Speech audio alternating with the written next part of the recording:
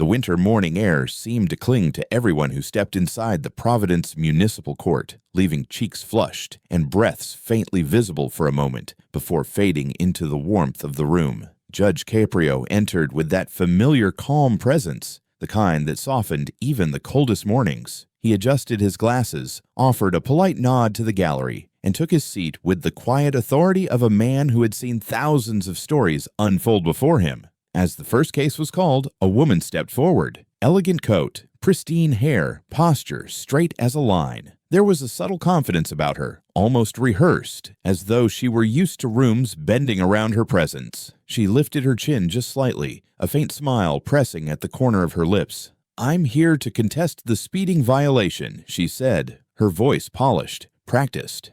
The clerk read the citation, and as Caprio looked down at the document, she shifted her weight, clearing her throat. "I should mention," she added softly, yet with unmistakable emphasis, "that my husband is the police chief."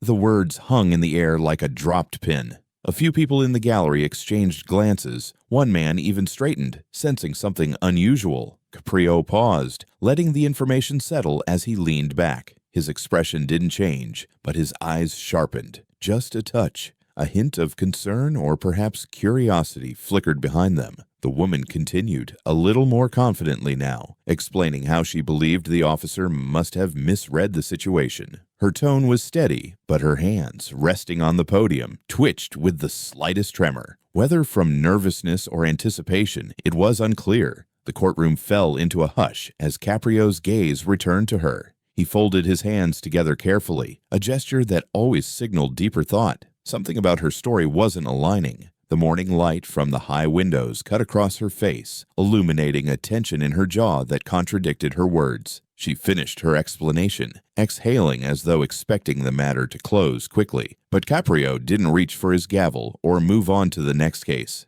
Instead, he raised his head, studying her with a patience that felt both gentle and penetrating. The gallery leaned in ever so slightly, sensing the shift, something beneath the surface, something waiting to be uncovered. The air seemed to thicken with anticipation, the kind that wraps around a room moments before truth has to stand on its own. Caprio let a small silence linger, long enough for her to feel it. Then he spoke, his voice calm, steady, but unmistakably deliberate. "Ma'am," he said, eyes narrowing just enough to signal that he had heard more than just her words.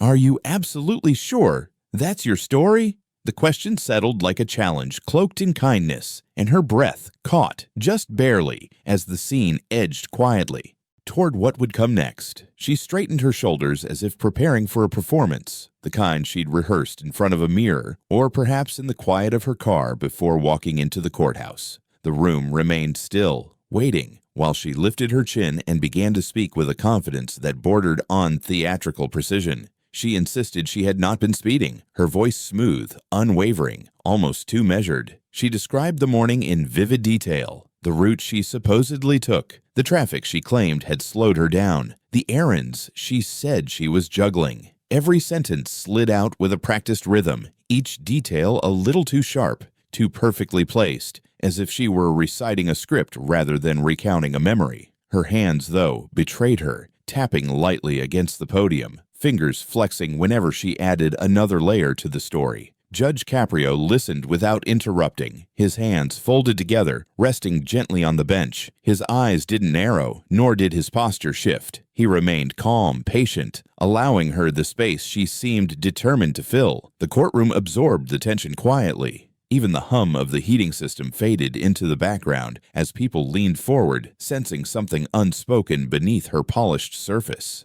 She continued, insisting she was miles away at the time of the violation, offering timestamps that matched a version of events crafted with unnatural confidence. It was the sort of certainty that, instead of reassuring, raised suspicion, too clean, too careful, lacking the imperfections of truth. Caprio's gaze lingered on her for a moment, not judging her harshly, but observing with the kind of wisdom carved from decades of separating honesty from performance. She added yet another detail, one more exact than necessary, and a faint tremor rippled through her voice despite her effort to steady it. The silence between her phrases grew heavier, as if the room itself sensed the widening gap between what she said and what actually happened. Still, Caprio waited. He didn't push back, didn't question, didn't corner her. He simply let her continue, giving her room, not to trap her, but to reveal herself. Finally, her story wound to a close, leaving the air thick with the residue of overconfidence. Caprio leaned forward slowly, his hands still clasped, his expression unchanged but unmistakably intent. When he spoke, his voice was gentle, almost soft enough to be disarming, yet carrying a weight that made the room hold its breath.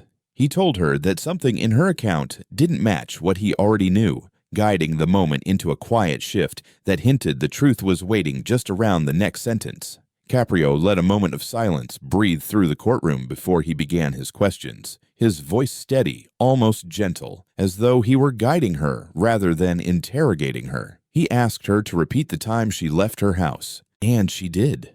Quickly, perhaps a little too quickly. He nodded, jotting a note with slow precision. Then he asked which route she took. Her answer arrived a beat late, like she needed to mentally rearrange the scene before describing it. Caprio's pen paused for half a second, just enough for the gallery to notice. He asked about the weather next. Was it cloudy, raining, clear? She hesitated again, offering an answer wrapped in uncertainty that contradicted the earlier picture she had painted. A faint stir rippled through the benches, small murmurs slipping out before being swallowed by the tension. Her confidence began to thin at the edges. The tone that once held composure now carried a trace of irritation, as though the very act of being questioned offended her. She repeated herself, sharpened her voice, tried to reclaim the authority she believed she had. But with each clarification came another inconsistency. The street she claimed to be on didn't match the direction she said she was traveling. The errand she mentioned couldn't fit the timeline she insisted was airtight. Caprio listened without changing expression, only adjusting his glasses now and then, his calm presence forming a quiet contrast to her growing frustration. As he continued, he never raised his voice, never rushed, never showed annoyance. Instead, he treated each answer like a puzzle piece he was placing on the table, slowly revealing the shape beneath. She crossed her arms at one point, then uncrossed them, then gripped the podium as though grounding herself. The courtroom had grown so still that even the shuffle of a coat sleeve sounded loud. A woman in the back whispered, "That doesn't match," before quickly falling silent again. The defendant's cheeks flushed, a mix of defensiveness and brewing panic. She knew the story was slipping, but she kept pushing forward, hoping speed could outrun contradiction. Caprio finished writing, closed his notebook softly, and set his pen down with deliberate care. Then he lifted his gaze, meeting hers with a look that was neither harsh nor forgiving, just deeply, unmistakably knowing. He leaned forward slightly, hands folded once more, and let a thoughtful pause fill the air. When he finally spoke, his voice was calm, but carried the unmistakable weight of truth preparing to surface, guiding the courtroom into the next moment with quiet authority. A sudden shift in the room's energy rippled through the benches when the heavy courtroom doors creaked open. Every head turned instinctively. Standing in the doorway was the police chief himself, his uniform immaculate, his posture rigid, but his face carrying the weight of something he couldn't hide. His eyes moved quickly across the room until they landed on his wife at the podium. For a moment, he simply held her gaze, a silent exchange filled with worry, confusion, and the unmistakable fear that comes when truth starts slipping through a person's fingers. He stepped forward, boots echoing softly on the floor, and made his way toward her as if he intended to shield her from whatever was coming. Before he reached her side, Caprio raised a gentle hand. "Chief," he said with respectful calm, "I'll ask you to remain where you are for now." The chief froze mid-step, surprised, almost embarrassed, then nodded and retreated a pace. Caprio continued, his tone firm, but never unkind. "Let her speak for herself." The words settled like a quiet boundary drawn in chalk, clear, deliberate, unshakable. The chief swallowed, his jaw tightening. He clasped his hands behind his back, trying to remain neutral, though the tension in his shoulders betrayed him. His wife's demeanor changed the moment he appeared. Her voice sharpened, her stance stiffened, and she repeated her earlier claims with even more force, as if doubling down would somehow erase the inconsistencies that had begun to unravel. She shot quick glances toward her husband, seeking reassurance or perhaps approval, but he offered none. His eyes were lowered now, fixed on the floor in front of him, as though unable to look directly at the story she was weaving. The murmurs in the courtroom grew softer but heavier, a mix of sympathy and disbelief floating beneath the surface. Caprio watched her carefully, noting every shift in tone, every defensive gesture, every moment where anxiety broke through her polished confidence. His calm presence contrasted sharply with the rising tension that clung to her words. The chief's discomfort deepened as his wife's explanations grew more frantic, each new claim stretching thinner than the last. Caprio picked up his notebook briefly, glanced at it, then closed it with slow, deliberate precision. He rested his hands on the bench, leaning forward slightly, letting the silence gather around him like a curtain being drawn. Then, with the soft authority of a man who already knew where the truth was waiting, he turned to the bailiff and spoke in a tone that made the entire room still. "Please bring in the exhibit I requested." The bailiff reappeared, pushing a rolling cart, the wheels squeaking softly over the polished floor. On top sat a monitor and a small media player, the kind used only when something important, something undeniable, was about to be revealed. The courtroom's idle murmurs faded into silence, as though the very air sensed a turning point. The woman at the podium stiffened, her hands curling around the edges, like she needed something solid to hold on to. The police chief shifted in place, shoulders heavy, eyes fixed on the monitor with a foreboding stillness. Judge Caprio adjusted his glasses, not with theatrical flourish, but with a quiet, practiced grace that suggested he had already prepared himself for what everyone was about to see. He explained, in his steady tone, that a business located just feet from the intersection had reached out after hearing of the citation. Their security camera, positioned precisely toward the northbound lane, had captured the events of that morning. "It's routine," Caprio added lightly, though the room felt anything but routine. "Sometimes these cameras help us confirm or dismiss a violation. In this case, I thought it best to take a look." The woman's eyes darted toward her husband, seeking reassurance, but he looked at the floor, jaw clenched, as if bracing for impact. The bailiff pressed play. A grainy black and white video appeared, the timestamp blinking in the corner. The intersection emerged on screen, quiet, still, the kind of early morning lull that makes a speeding car impossible to miss. A few seconds passed, then suddenly, a vehicle burst into the frame. Her vehicle, moving unmistakably fast. Too fast, the blur of its motion undeniable even in low resolution. The courtroom gasped collectively, a ripple of shock that seemed to pull all the warmth from the room. Caprio's gaze never left the screen, her face drained of color, her breath catching as though she'd been struck. She took a small step back instinctively, as if the truth itself had lunged toward her. The footage played again from another angle, the car cutting through the intersection, no hesitation, no sign she was elsewhere or moving cautiously, as she had so meticulously described. The timestamp matched the moment of the violation exactly. The police chief closed his eyes, not dramatically, but with the deep, restrained disappointment of a man who had hoped, perhaps begged internally, that none of this would be true. When he opened them again, he couldn't bring himself to look at her. She stood frozen, her rehearsed certainty shattered in the span of a few frames. Caprio nodded for the bailiff to stop the recording, then folded his hands, letting the silence linger just long enough to give weight to what had been revealed. He looked at her, not angry, not triumphant, simply resolute, the way a judge must be when truth finally takes its rightful place in the room. His voice was calm when he spoke, but there was an unmistakable gravity beneath it, a gentle invitation to step out from beneath the shadow she'd created.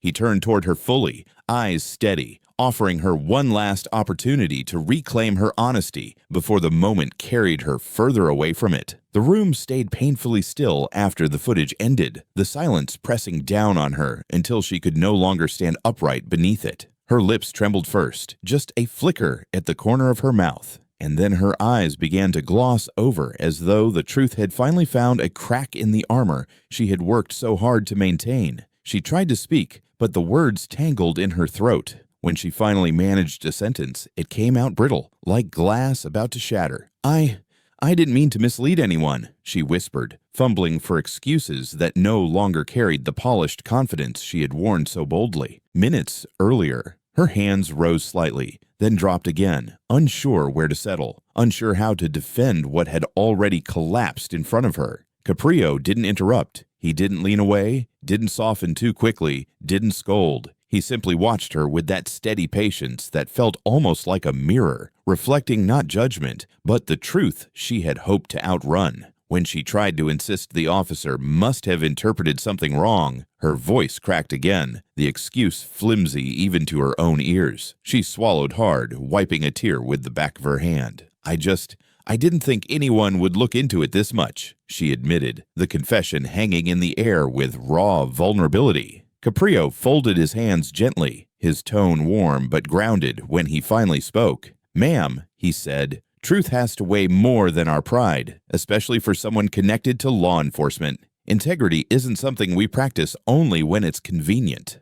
His voice wasn't harsh. If anything, it carried a quiet compassion that made her shoulders tremble even more. She looked toward her husband then, and for the first time since entering the courtroom, she seemed genuinely afraid, not of punishment, but of disappointing someone she respected. Her voice lowered to a trembling whisper. "I didn't want him to look at me differently," she said. "He already has so much pressure. I didn't want to add to it." The chief's expression softened, his stern composure melting into something gentler, something sadder. A few people in the gallery shifted, their earlier shock dissolving into sympathy.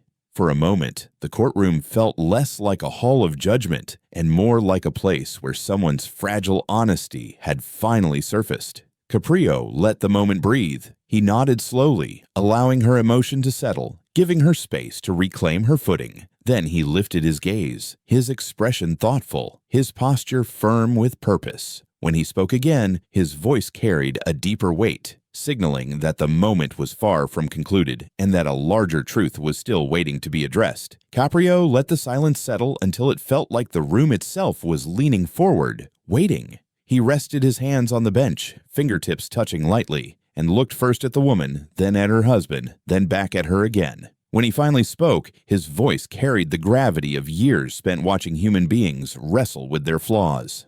"Ma'am," he began softly, "we all make mistakes. Sometimes we're tired, sometimes we're distracted, sometimes we're simply human.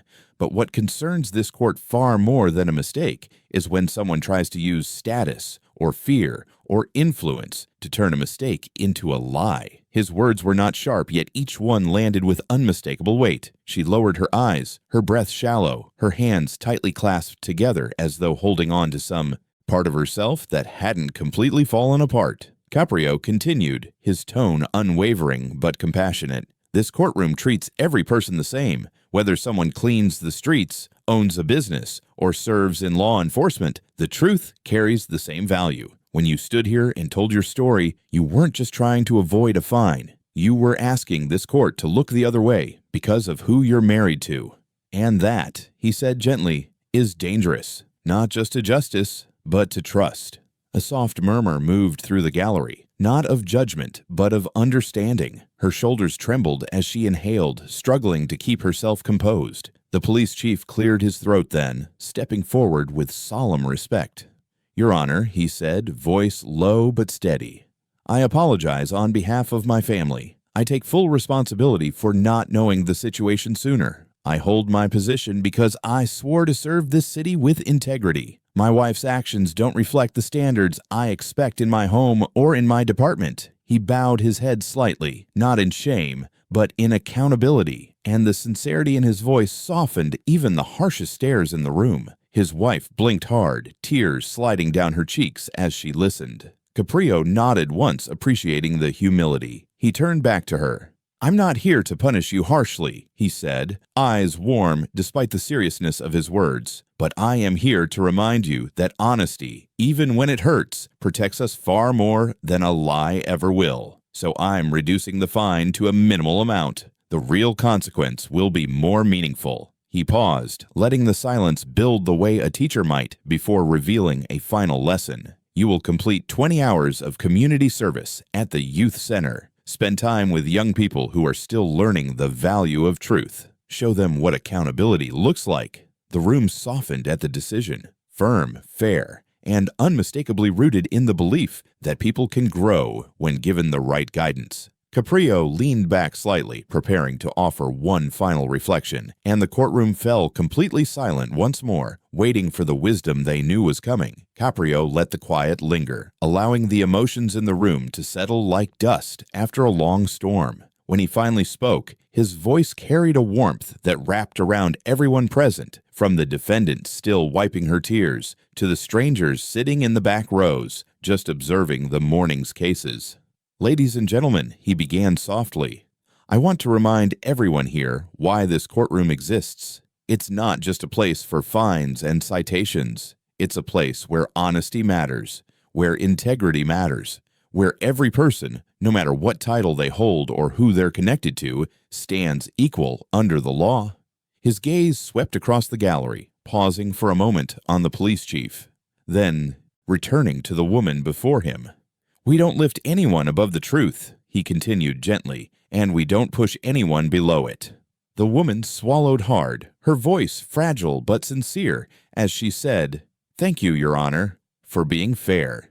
There was no defensiveness left in her, no practiced confidence, only a humbled gratitude that touched even those who had judged her harshly moments earlier. Her husband placed a hand on his chest, acknowledging the court with a quiet nod, the strain on his face softened by relief and a newfound respect for the process unfolding before him. A few people in the gallery murmured their agreement, their expressions more tender now, softened by the reminder that mistakes do not make someone irredeemable as long as they face the truth. Caprio adjusted his glasses, leaning back slightly as though preparing to speak not just to the people in the room, but to anyone who might one day watch the case unfold from afar.